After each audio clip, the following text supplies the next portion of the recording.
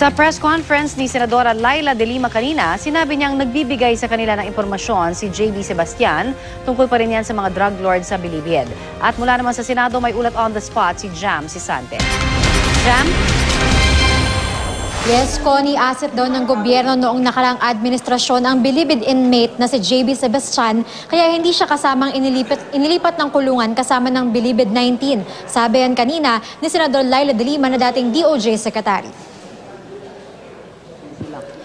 Inamin niya ni De Lima nang tanungin sa presscon kanina para raw mawala ang mga malisyosong haka-haka na protektado niya noon si Sebastian.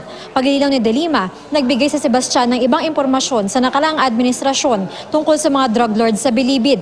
Alam daw siguro yon ng Bilibid 19 at nagkaroon ng pangamba na baka patayin si Sebastian kaya hindi ito sinama sa mga inmate na nalipat sa NBI headquarters mula sa Bilibid. Tinanggi rin ni De Lima na bumibisita siya ng madalas sa kubol ni Sebastian. Sabi ni De Lima, kinalaunan ay giniit naman niyang ilagay sa Sebastian sa Building 14 sa Bilibid kung saan inilipat ang high-profile inmates. Muling giniit ni De Lima na walang katotohanan ang mga alegasyong nakinabang siya mula sa drug trade sa loob ng Bilibid. Ang mga tumistigo laban sa kanya ng inmates sa pagdinig ng kamera, malamang daw ay ginipit, tinakot o binlockmail para ituro siya.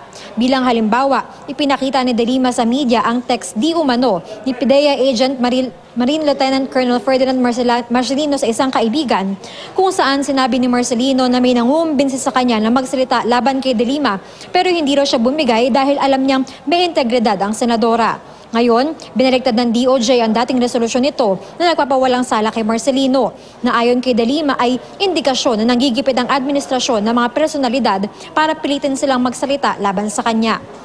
Nilinaw din ni De Lima na wala siyang pinoprotektahan ng hindi isama sa raid sa Bilibid ang CIDG sa pamumuno ni nooy CIDG Chief Benjamin Magalong.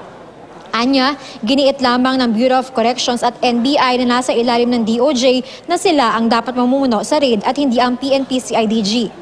Mukha rin daw may personality-related issue sa pagitan ni Magalong at ni nooy Bucor Director Franklin Bukayo, kaya iginiit nitong hindi dapat ang CIDG ang mamuno sa raid. Gayunpaman, sabi ni De Lima, meron naman silang sinama ng mga miyembro ng PNP mula sa NCRPO at SAF. Narito ang isang pahayag ni De Lima. My first information noon, my early information was that hindi nga daw sila nakukumbinsi. So sari-sari po yan eh. Ang iba dyan, walang choice. Remember what I said in my privilege speech?